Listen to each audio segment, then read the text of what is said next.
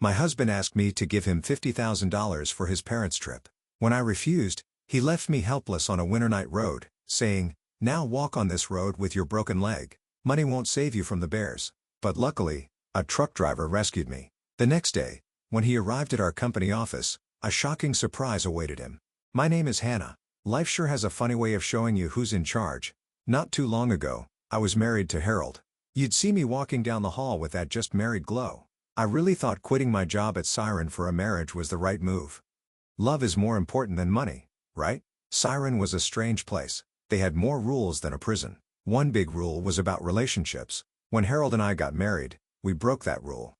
Our boss, Randy, called us into his office and gave us a choice. One of us had to leave. He said it like it was some kind of game show, but he wasn't joking. That night, Harold and I argued like we were in a reality TV show. Looking back, I was pretty foolish. I gave in first and quit my job the next day. I left my growing tech career to be a good wife. If only I knew then what I know now. But isn't that how life works? Now, here I am, sweeping up cereal because Mr. Big Promotion can't seem to hit the bowl. "Roy, did your mother never teach you to aim?" I called out. My voice disappeared into the walls. "What?"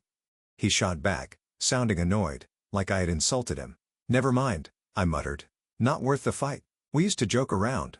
Now, every conversation feels like walking through a minefield." 3 hours later, he was on the couch, glued to the TV. I looked at him, then at us or whatever was left of us. "Are we going to talk, or are you planning to marry the couch?" I asked. Harold didn't even turn his head. "Talk about what?" I took a deep breath and counted to 10 in my head. "I don't know," he said with a shrug. "What about us? Where is this mess even going?" We stood there in silence while the TV kept talking to itself.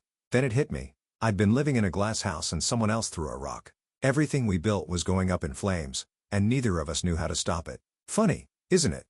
One day, you're making plans forever. The next, you can't even talk about the weather without starting a war. I looked at Harold, sitting on the couch. He was my husband, yet he felt as distant as a stranger on a bus. The change from being distant to being cruel was slow, but I felt it.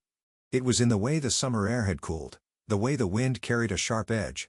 Everything between us had shifted, like the seasons. I stood in the kitchen, thinking about how things used to be easy. Now, every step felt like walking on ice, never knowing if I'd stand or fall. I knew exactly how Harold liked a steak, rare but not too bloody, seasoned just right.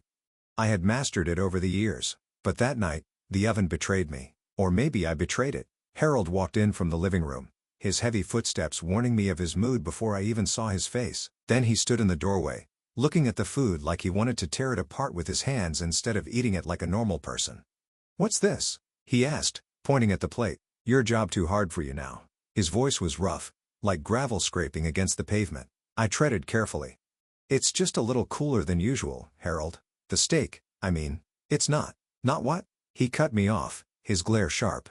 I bit my lip, holding back the words in my head. Saying them out loud would only make things worse. "Look, Hannah," he said, his voice dropping to something low and dangerous. "When I say I want my steak hot, I mean I want to feel the animal's soul leaving its body. When I cut into the steak, it made a sound, dull, like a judge's gavel."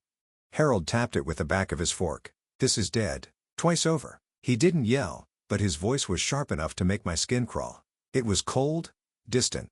Like he didn't care, yet somehow full of bitterness meant just for me. No shouting, no drama for anyone else to see. Just words, sharp like knives. I stayed quiet, knowing anything I said would only make things worse. He pushed the plate away, then looked at me.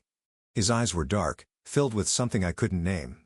Son of a he stopped himself, shook his head. "You know what? Forget it." He turned his back on me, on the food. "I'm not eating this crap."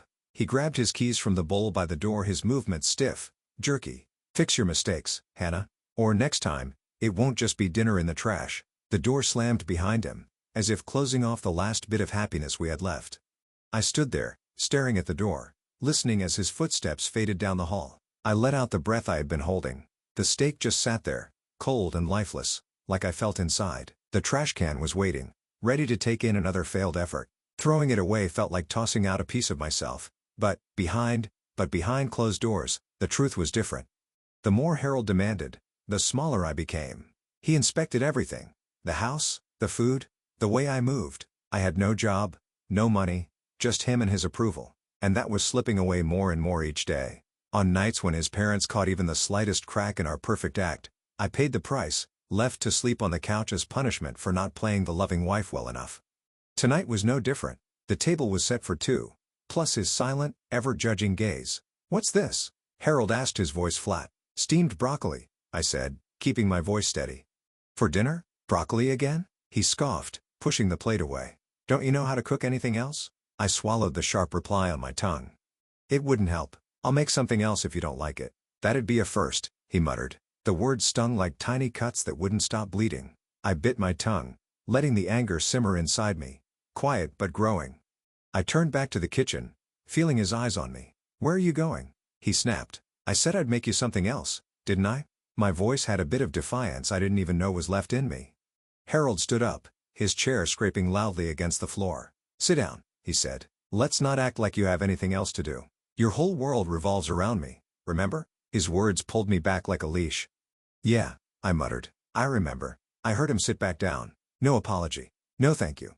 Just silence, heavy like dust settling in the air.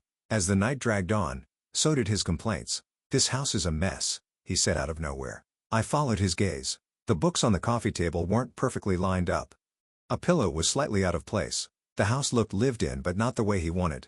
"Clean it up." I wanted to scream, to tell him that a real home will never be as perfect as he wanted. But instead, I fixed the pillow, straightened the books, and swallowed the lump in my throat. "The place could use some work," I mumbled under my breath. "What was that?" His voice had that sharp edge. "Nothing," I answered quickly, louder this time. "Just talking to myself."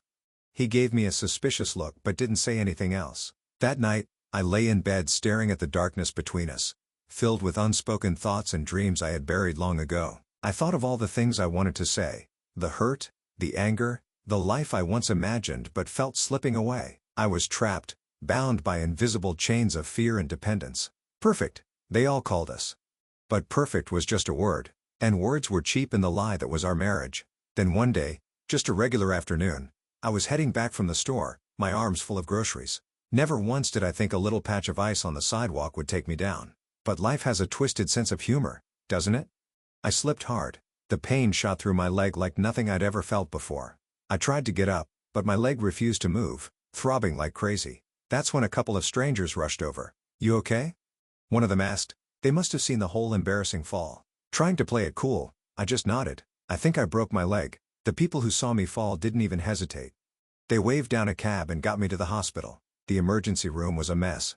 Nurses took their time, and when a doctor finally showed up, he only needed one look at my leg before his face said it all. "It's broken," he said, like he was talking about the weather. I didn't gasp because of the news. I gasped because I knew I had to face Harold with this. While waiting for the doctors to do their thing, I figured I should let my husband know. I called. No answer. Sent a text. "Broke my leg. At the hospital." Short and to the point. Not even a reply. Turns out I had to stay overnight, and let me tell you, hospitals are no 7-star hotel. Cold coffee, a nurse who looked like she'd rather be anywhere else, and a stiff bed that made everything hurt more. By morning, as soon as I could hobble, they shoved some papers in my hands, had me sign, and set me off in a cab. The cast on my leg was white as snow and twice as annoying. When I got home, Harold was waiting, his face like a storm about to hit. "Know how are you? Know what happened?" The first thing out of his mouth. "Where's dinners?" Seriously? I was standing there, on crutches, my leg in a cast, and all he cared about was dinner? I snapped. "What do you think I was doing? Dancing? Look at my leg." But he wasn't done. He rolled his eyes, acting like I broke my leg just to inconvenience him. "You always have excuses," he scoffed. "Can't even do the one thing you're supposed to. Can you believe that?" After a whole night alone in the hospital, in pain, exhausted, all he cared about was his stupid dinner. It was too much. I stood there, hurt, shaking, and suddenly, everything felt different, like that patch of ice I slipped on had cracked wide open beneath us. Still, I dragged myself to the kitchen table, step by step, crutch by crutch, because of course I had to make dinner for my beloved husband. And that's when he noticed. The trash bin. It was nearly full, just slightly overflowing. A tiny thing. But with Harold, nothing was ever tiny. "What's this now?" he snapped, glaring at the bin. "You're home all day, and you can't even do the simplest tasks." Then, like a child throwing a tantrum, he stormed over, grabbed the bin, and knocked it over. Trash spilled everywhere, a mess at my feet. "Clean it up," he ordered. My fingers shook. I reached down, but not because of the pain in my leg. This hurt was deeper, a crack in something that had once been whole. That night, I didn't sleep. His words echoed in my head, mixing with the hot sting of tears. Morning came, but it didn't bring any comfort. Just light, showing the mess from the night before. I sat at the kitchen table, papers in front of me, the sound of coffee dripping in the background. Harold stumbled in, still reeking of beer from the night before. "Morning," he grumbled, his voice rough. "What's for breakfast?" I pushed the papers toward him. "I've got your breakfast right here." He squinted down at them, confused for a second. Then he looked up, a slow, mocking smile spreading across his face. "You serious?" "As a heart attack," I said, though inside, my heart was racing. He threw his head back and laughed, loud and bitter. "You ain't got the guts." I clenched my jaw, keeping my voice steady. "Already did it. Just need your signature." Harold leaned down, his face inches from mine. "You think you can survive without me? You're a broken bird. You can't even take out the trash." "I'm done talking, Harold." I met his stare without blinking. "Sign the papers, or I'll have a lawyer make you." He scoffed, grabbed the pen with a tight grip, and scrawled his name, each stroke heavy, like he was carving it into the paper. Then, he threw the pen down like it burned him. "Good luck, darling," he sneered. "You'll be crawling back before the month's up." But I wouldn't. I couldn't. This was my line in the sand. The bin that had finally overflowed, spilling out all the lies, all the pain. Despite everything, I smiled. Because that paper in front of me? It felt like the first step toward a new life. "Crawling's not my style," I said quietly. The next morning, I woke up to silence. Too quiet. Too calm. It felt strange, like the air was holding its breath. Inside, I felt like something was about to explode. Then Harold spoke over a cup of coffee. "We need to get the property split locked down," he said. Like it was just business. "Got a lawyer already. Some hotshot in the city near Siren." He took a sip, then looked at me. "You're coming with me?" It wasn't a question. With my leg still useless in a cast, I didn't have much of a choice. So, I just nodded. He helped me into the car, propped in my cast, and off we went. Everything seemed fine. Normal even. Until it wasn't. We were speeding down the highway, the city in the distance looking like a bunch of tiny toy buildings. Then, out of nowhere, Harold pulled over. "Says the wheel needs air," he mumbled. Then he stepped out of the car. And that's when everything changed. "I just want to make sure we're safe," Harold said. Something about his voice felt off. But I got out anyway, leaning on the car for support, feeling as fragile as the cast on my leg. He messed around near the tires for a minute. Then, without warning, he jumped back into the car and hit the gas. He took off. So fast, I barely had time to yell. And just like that, I was stranded, standing there in the middle of nowhere, with nothing but the sound of his car disappearing down the highway. Was this really happening? I didn't have to think. My phone was in my hand, and I was already hitting record when I called him. He picked up, sounding smug. I've never hated the sound of a voice more. "Come back!" I yelled. "This isn't funny." But he laughed. Actually laughed. Then he said something about me getting what I deserved for wanting a divorce. Can you believe that? The line went dead, and just like that, the reality of what had happened hit me like a brick wall. I stood there, watching his taillights shrink into nothing. I was alone, miles away from anything. The cold seeped through my jacket, but the real chill wasn't the weather, it was the truth sinking in. I was truly on my own. Cars sped past, one after another, like blurs in a bad dream. None of them stopped. Why would they? To them, I was just some random woman on crutches standing on the side of the road. Not their problem. Not their mess. The minutes dragged on. The cold bit through my clothes. I was starting to lose feeling in my fingers when a Jeep rattled to a stop beside me. I turned, and my jaw nearly dropped. Randy. My old boss. Of all the people to find me here. I climbed into the Jeep, and as soon as the heater kicked in, I felt warmth creeping back into my cheeks and hands. Randy glanced over, his face serious, his brows furrowed with concern. "You look like hell, Hannah. You know that?" His voice was rough but not unkind. "Why the hell didn't you call someone?" I shrugged, the weight of everything pressing down on me. "Thought I could handle it," I muttered, my voice barely above a whisper. Randy let out a sharp breath. "He left you on the side of the road? With a broken leg?" His voice rose, full of disbelief and anger. "That Harold is a damn coward." I nodded, hugging myself tighter as the truth of his words settled deep in my bones. I thought about the freezing wind, the pain in my leg. "Yeah," I said. "I guess he is." Randy didn't reply, just gripped the steering wheel a little tighter. When we reached Siren, Randy practically carried me up to the 5th floor. The sounds of the office filled the air, phones ringing, keyboards clacking, quiet chatter. It was jarring but also comforting, a reminder of the life I used to have. Inside his office, Randy handed me a mug of coffee. I held it tight between my hands, soaking in the warmth. The smell alone was a promise of better things. "Thanks, Randy," I said, taking a careful sip. The coffee was strong just the way I liked it, a sharp contrast to the cold I had just come from. Randy grunted, pacing the room like a caged animal. "Can't believe that bastard. After everything, let's not talk about him." I cut in, not wanting to go down that road. Silence settled between us, but it wasn't awkward. It was the kind of silence that only comes from years of working together, of understanding each other's moods without needing words. Randy finally stopped pacing and turned to face me. "So, what are you going to do now, Hannah?" His voice was serious. All playfulness gone. I exhaled. "I don't know. I really didn't know." Randy's gaze softened. He pulled out the chair across from me and sat down. "Look," he said, "I won't beat around the bush. We need you back here. The team hasn't been the same since you left." Something stirred in my chest. Hope, maybe, or just shock. "You're serious?" "As a heart attack," he said without missing a beat. "You are one of the best." "Hell, you are the best. I should have fought harder to keep you." I let out a small, shaky smile. The offer warmed me, but it also overwhelmed me. "It won't be easy with my leg like this," I said, glancing down at the cast. "We'll manage," Randy said without hesitation. "I'll wait until you're back on your feet." Literally. Then he leaned forward, that determined glint in his eyes. "I'm not taking no for an answer." His voice was steady, sure, the kind of confidence I hadn't felt in a long time. It felt like a lifeline. "I'll think about it," I said, even though deep down, I already knew my answer. "I'll think about it," I repeated, a small smile creeping onto my lips. Randy grunted. The sound meant he understood and maybe, just maybe, he was a little impatient for me to say yes. A purpose, a place to be, someone who believed in me. After everything that had happened today, this was more than I could have hoped for. Maybe, just maybe, it was exactly what I needed. Meanwhile, Harold was on his way to his meeting. The tension in the air was thick as he marched toward the boss's office, his boots heavier than usual, his steps more hesitant, like he could sense the storm waiting for him. The door creaked open as he stepped inside. This used to be his kingdom.